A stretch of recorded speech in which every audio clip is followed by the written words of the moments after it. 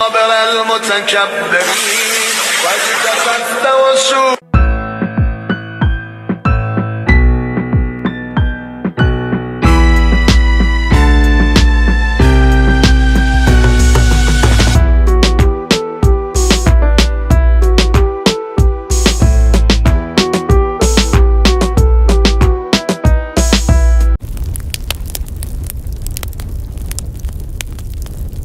بازوی قدرتمند آفندهای ارتش در این روزها. پهپاد آرش که در سال رونماییش در جریان رزمایش ارتش از سواحل مکران پرتاب و 1400 کیلومتر دورتر در کویر مرکزی ایران در منطقه رزمایش هدفهاش رو نقطه زنی کرد.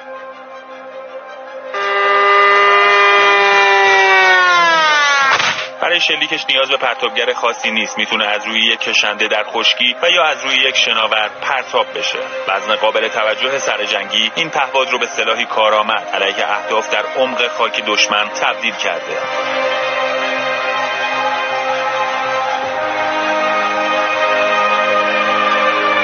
این پهپاد اصلی ترین پهپاد ارتش در موجهای مختلف عملیات وعده صادق 4 بود که سرزمین‌های اشغالی و پایگاه‌های تروریست‌های آمریکایی رو بارها و به دفعات مورد اصابت قرار داد.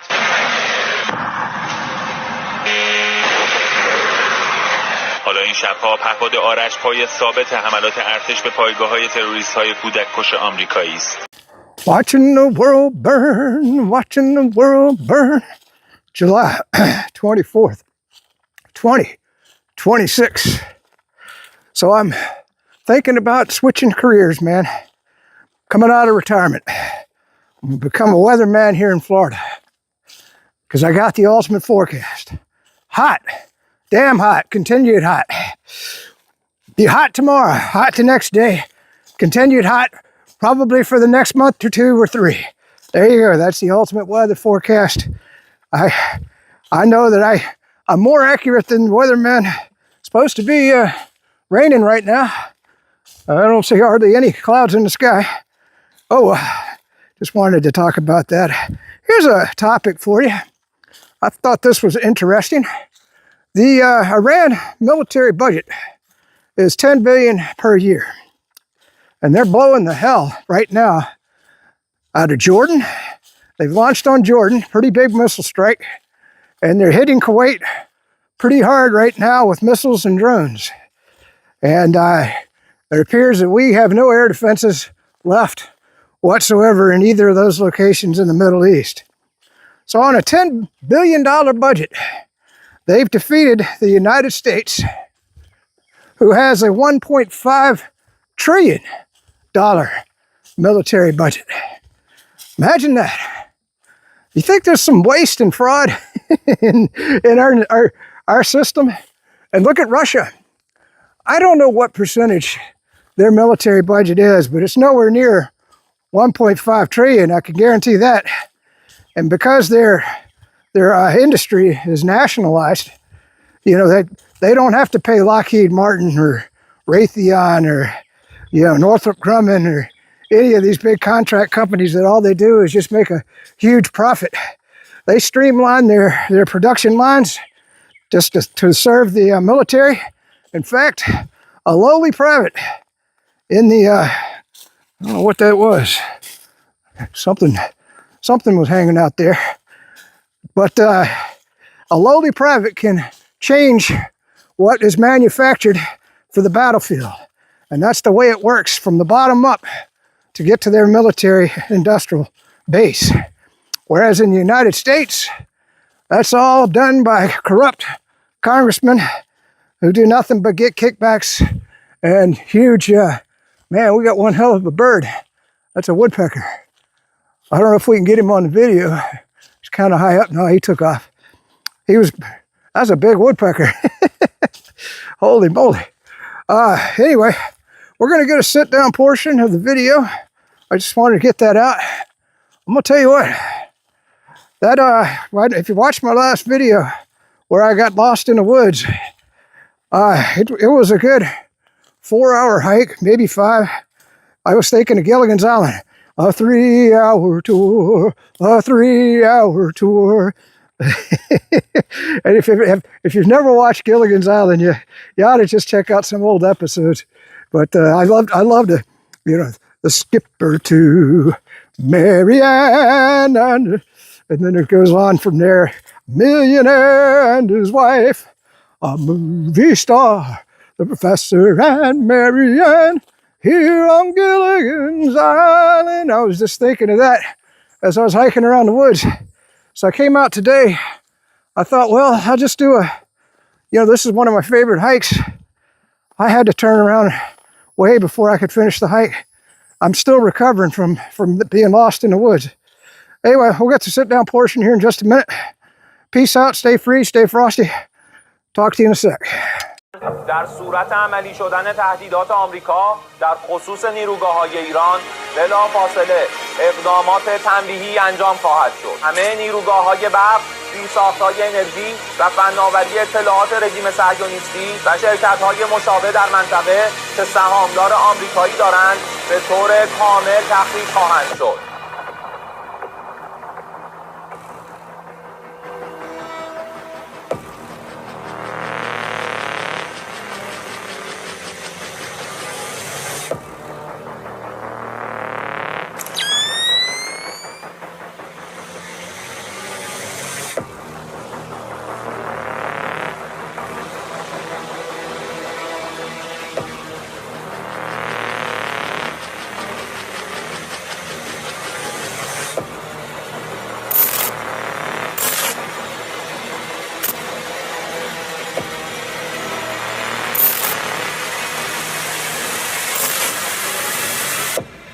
ما برای دفاع از کشور و منافع ملت خود دست به هر کاری خواهیم زد. All right, I haven't got much of a video for you today. Got a few clips. Oh, by the way, the France and the UK have evacuated their embassies in Tehran. And the IRG, well, I call him the IRG spokesman, or Syed. He just put a post up that the Gulf countries, UAE, Qatar, Kuwait, and Bahrain, and there was a 5th one, that they need to evacuate immediately. So it looks like we might be getting ready to drop a nuke on Iran. God, I hope not.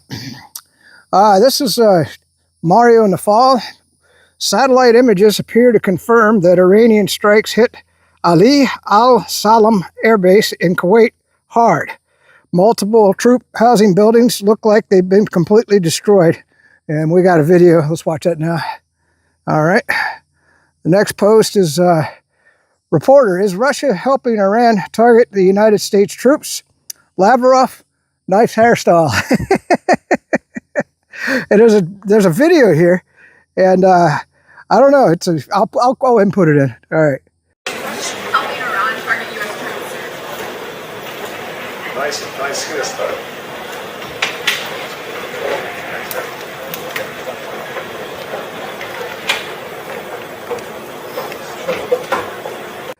I like this one. I don't know if I'll put this video in, but I just like, this is a person that calls himself the Real Fly. And he says they quite literally don't give a F-U-C-K. They'll try to trick boomer retards into believing the commies are coming. I just love that phrase, boomer retards. I swear, the boomers are retards, aren't they? Most of them. I mean, there's a few that, but you know, they still believe that we're winning in Iran and Ukraine is defeating Russia. You know, if you're a boomer. Anyway, I'll put this video in. You look at our polls and you look at the condition of the economy, and this is the one for midterms we look at closely, and that is excellent or good, 24%, only fair or poor, 76%. And that has got to have Republicans, Senate and House, concerned. Oh, absolutely, Brett. And the truth is, there's not much good news for Republicans in this whole poll we did. You know, underwater on the economy, as you showed, underwater on affordability. Those two issues are front and center for sure. Republicans have a little bit of a lead on national security and, I guess, law enforcement, but everywhere you look, Republicans are down. Now, there is a bit of good news. As you mentioned, the redistricting will help them with seats in the House, and they will probably need every one of them they can get from that. Because I'm curious. I haven't seen these videos myself, so we'll put them in the video right here. Okay. One of 3 oil tankers lured by child-killing hate of mine exploded and caught fire. Only 2 immediately turned back. Says Hormuz remains under Iranian control and closed as long as U.S. aggression continues. Warns the U.S. stop playing with general global energy security. So if we got a video here of this, the Iranians, they just hit, not too long ago, I want to say it might have been yesterday. Anyway, they hit 2 tankers that we were pushing to go through, well, one of them was on fire. I got a video of it right here. Let's watch that.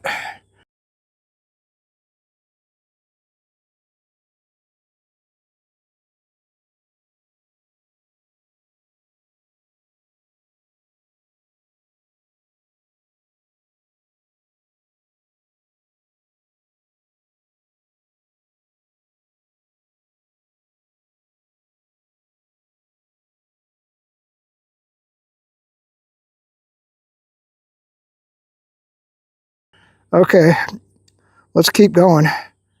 This is Ryan Razbiani.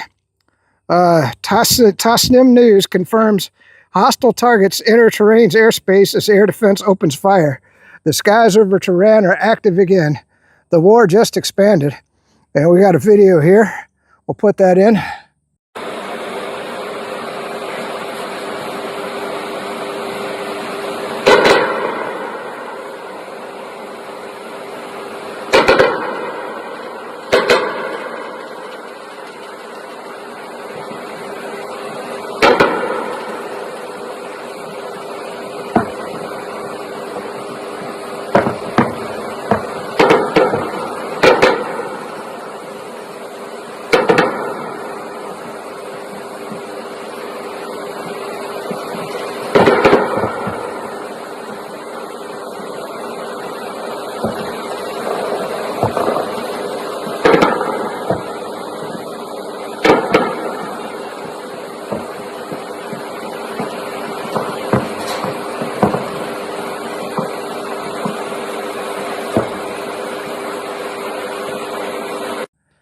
If you didn't know, Iran shot down quite a few of our drones from what I understand. And our drones, Iranian drone is $10,000.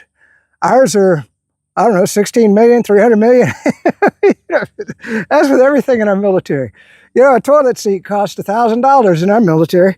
I bet in Iran they don't cost that much. This is Jason Hinkle.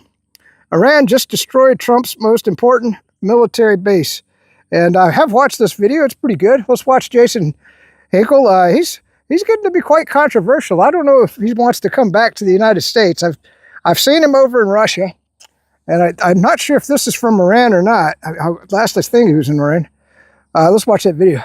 If you don't believe me that Iran is destroying U.S. bases right now, take a look at this heat map. This is the Muwafaq Salti Air Base in Jordan, which you can see at least 60 different impacts from Iranian ballistic missiles and drones just over the past few weeks. As you probably know by now, a recent Iranian strike on this very air base resulted in the unaliving of 3 American soldiers and the injuries of dozens more. But this map shows something different. If Iran wants to, to, they could make this base completely inoperable within the next few weeks. They could probably do it within a day if they really tried. Oh, and I do have to admit that this map was published 3 days ago, and since then, we've had 2 more Iranian impacts at the Muwafaq Salti Air Base, which hit fighter jet hangars and important warehouses on the base. And we also have more unidentified targets, which are hit here, you can see in this image. And the US has tried to hide this stuff. They have blurred out all of the satellite images for their other bases in the Gulf, particularly during the Ramadan war against Iran. And I'm left wondering, how many of those bases, after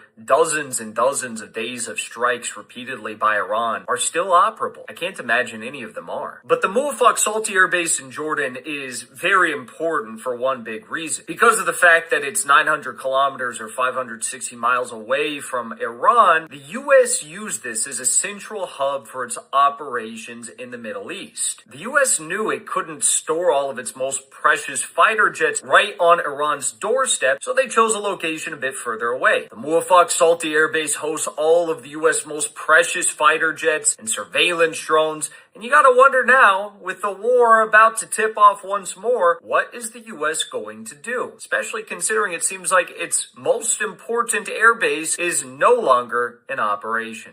Okay, and then this will be the end of the video. We're going to do Russian snipers hurt Ukrainian Baba-Yaga heavy hexacoppers. Someone might have thought that with the proliferation of drones, snipers would no longer be needed. These soldiers prove otherwise, and we got a video of that.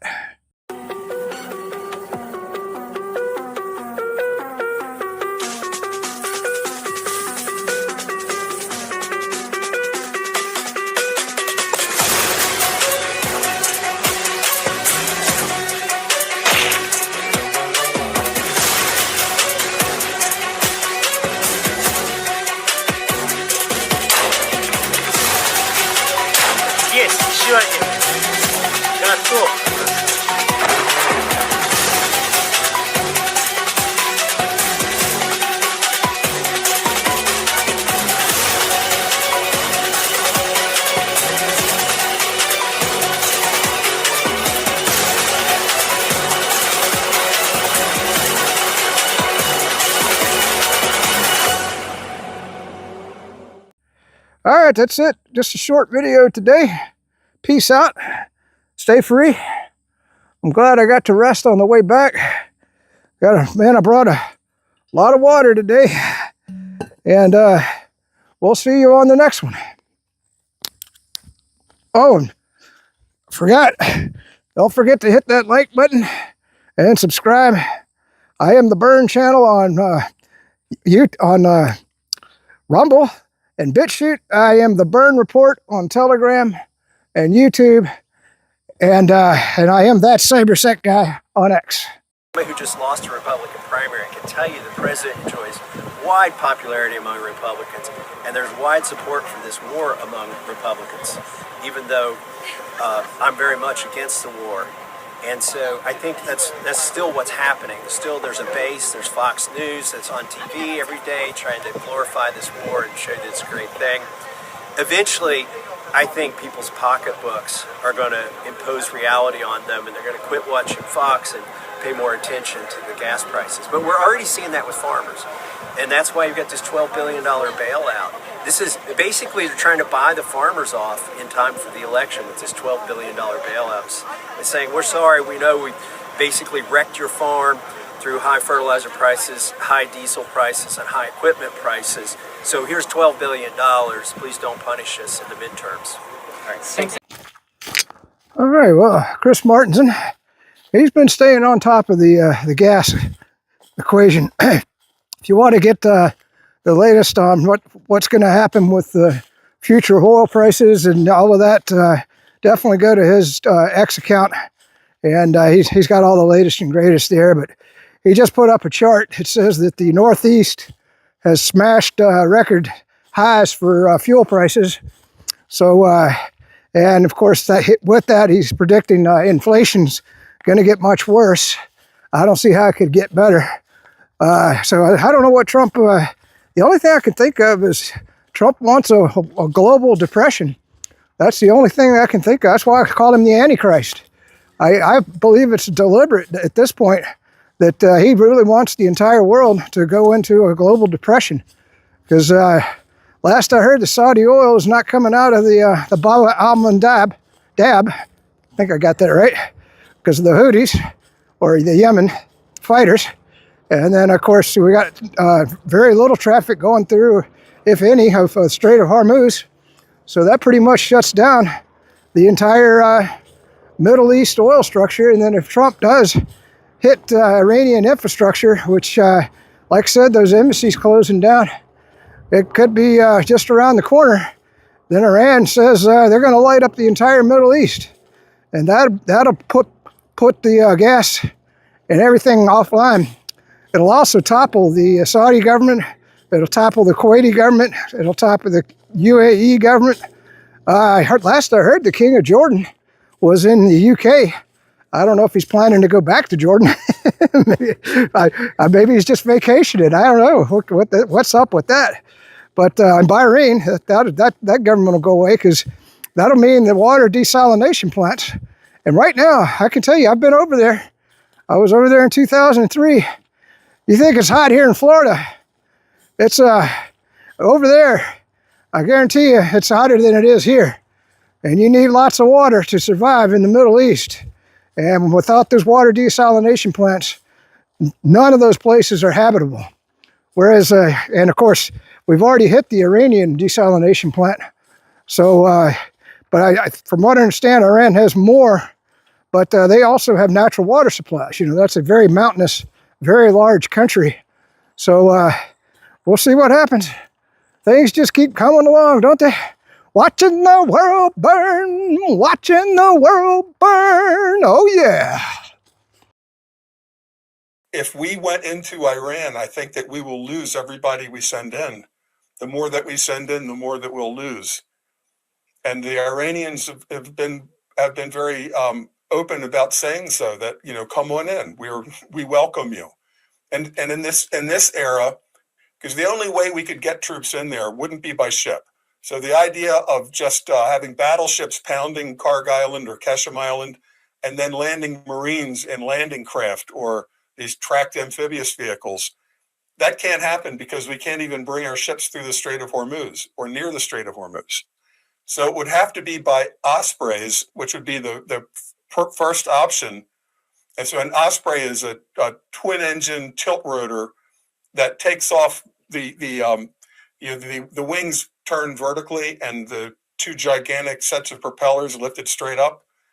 Then these nacelles go forward, and it flies like an airplane.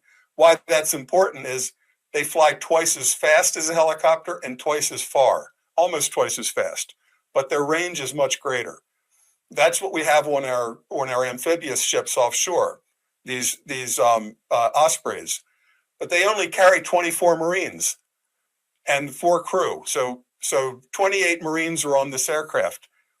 Anybody with a shoulder-launched anti-aircraft missile, a man-pad missile, can take that under, can fire on that very easily. While it is coming in, it has to transition from forward flight to hovering mode, and it's a big target then. It would be fine if you were fighting in Venezuela or Grenada or maybe Libya, but against Iran, it's a suicide mission, because they've prepared these islands for years. Well, second turtle I've seen today. I almost stepped on him. I didn't see him until the last second. He doesn't seem to be moving. I hope he's okay. Well, I'm going to go on around him. Yeah, he's okay. All right, good. All right, on the way back, always got to add something to the video. So Iran just put out we're housing the B-1 bombers in the UK. I don't know if Iranian missiles can reach the UK, but they just said that that's become a legitimate target if those bases are used to bomb Iran, that's the nature of war. It would be a legitimate target, that's for sure. Anyway, the other thing that people are pointing out quite a bit. You know, we're using up all of our weapons supply on Iran just because Trump wanted to go to war for Israel. You know, I don't know what Israel has on Trump. It must be something in the Epstein files, would be my guess. And also that legislation that's going to merge the Israeli military and the United States. I believe it's advanced past Congress. I don't know if it's on Trump's desk yet or not. So that'll give Israel access to all of our satellite, all of our secrets, all of our weapons, plans. You know, they no longer have to steal that stuff like they did when they stole the atomic bomb from the United States. We're just going to give it to them now. And I imagine we'll probably have some Israeli generals over top of the U.S. military at some point. That'd be interesting. All right, so I just thought we'd punch in and get the latest news on that, about the UK being a legitimate target. So I'll just keep scanning the news on the way back. If I get some more, we'll add it to the video. You're not going to believe this. The third turtle of the day. He was moving along pretty good. I'll just go on by him. I guess he figures I don't see him or something. You know, one thing I always notice, I don't see too many snakes out here. Lots of turtles, deer occasionally, one bear, lots of birds, but no snakes. I wonder why.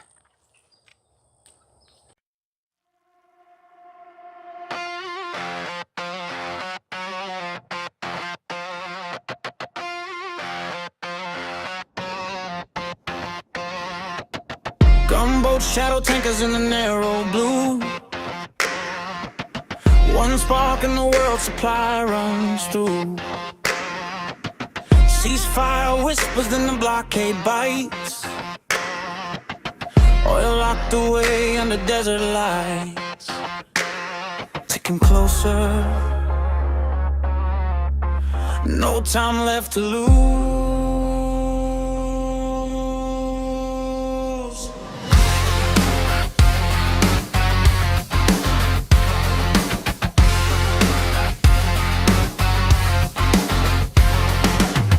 Tensions rise and madman tweets ignite the fuse. One wrong word and the whole damn world could lose. From the pump to the sky, the chain is pulling tight. How many days till we vanish in the night? Hormuz horizon, ships turn back, skies go black. Jet fuel running dry, no coming back. Airlines cutting routes, grounded dreams ignite. Summer turns to ashes in the endless night. If the war keeps burning, engineered by reckless hands, this could be the end, the fall of every land. No wings in the air, society unfold. Madman at the wheel, driving us off the world.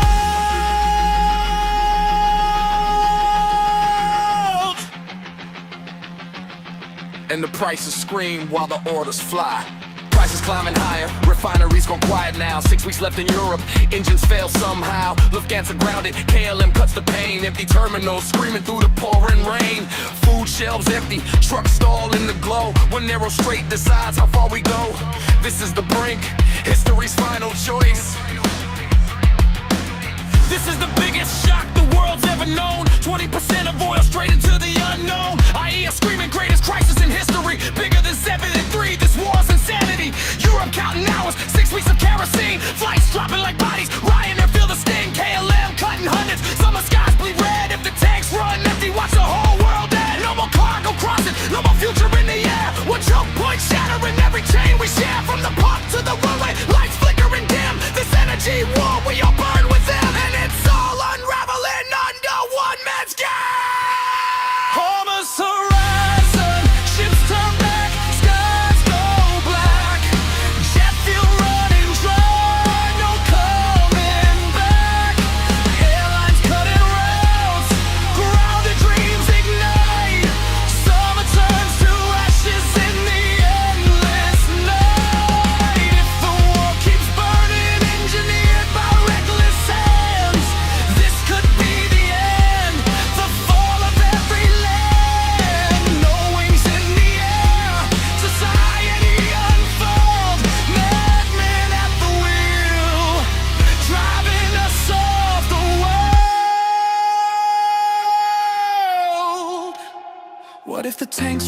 empty and the lights all fade to black.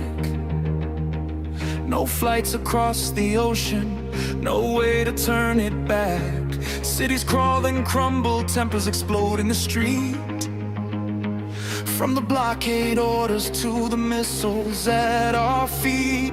Tweets like thunder, threats of civilization's gone. One madman's gamble, and we're all just pawns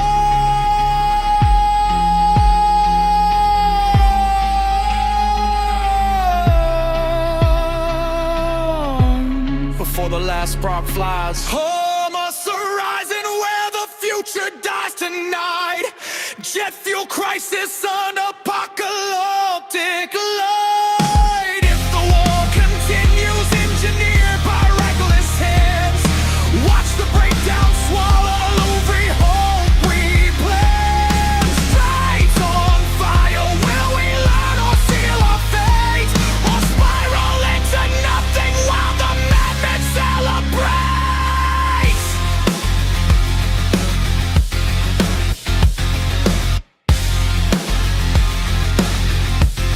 So before the last plane crashes from the sky, before the last city flickers for it dies, and before the chains all snap and we lose everything we built, let the warmongers fall, let the same voices shout. Put down the threats, reopen the strait wide. Let the tankers flow before the whole world collides. One fragile planet, too connected to destroy. Choose peace over ego, it's our only way to survive. Hormuz horizon.